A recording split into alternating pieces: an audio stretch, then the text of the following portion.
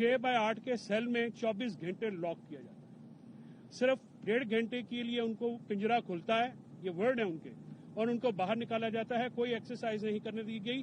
बिजली चली गई, 12-12, 14-14 घंटे वो अंधेरे में अकेले बैठे रहे। इसको कहते हैं टॉर्चर इंटरनेशनल लॉज के मुताबिक। इसके साथ साथ कोई एक्सेस उनकी बेगम साहबा की नहीं, जो के साथ इसी जेल प्रेमिसेस में थी, उनसे मुलाकात नहीं की गई।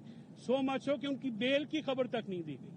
ठीक है, उसके साथ उनके मेहर खान साहब की जो शेव जो है वो नहीं है। खान साहब, अल्लाह का शुक्र है, he is in high spirits. इन तमाम मुसीबतों के बावजूद उन्होंने कौम को अपने हकूक के लिए लड़ने का जो है पैगाम दिया, और उन्होंने ये कहा कि उनके अपने वर्कर्स पे वो फख्र महसूस करते हैं, और लीडरशिप को कहा कि आपको वर्कर्स को फ्रंट से लीड करना चाहिए, और पब्लिक का जो सेंटिमेंट है उसको साथ आप चलें।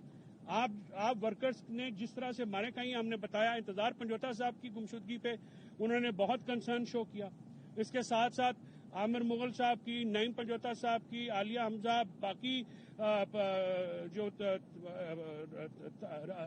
राजा साहब हैं हमारी फीमेल, और बीबियों की, हमने तमाम वर्करों की जो आए थे जिन्होंने की, मैंने अपने उनसे ये भी बताया। खान साहब जो हैं उनका स्पिरिट वैसे ही है, वो तमाम मुसीबतों से घबराते नहीं हैं। आज उनसे मिलके दोबारा एनर्जी आ गई है, दोबारा वही चार्ज हो गए हैं कि खान साहब को देख लेते हैं तो हम जो हैं वो तो निहाल हो जाते हैं खुशी से। तो आज अल्लाह का शुक्र हुआ है कि हमारे तवसत से दोबारा मुलाकात हुई, और खान साहब के लिए जो मुसीबतें और सबतें हैं, इसके ऊपर मैं बिल्कुल सुबह जो है ये पटिशन फाइल करूंगा, और आई विल इंश्योर कि जो हमारा जो रूटीन का काम है वो किया जाए। और इसके साथ साथ मैं अदालतों का मशकूर हूँ जिन्होंने बीबी की बेल ली, जिन्होंने आज हमारी मुलाकात को जो है वो मेहरबानी की, इंश्योर किया, और हुकूमत की तरफ से ये जो ओछे हथकंडे हैं सिक्योरिटी के नाम के ऊपर जो है मुलाकात बंद कराना।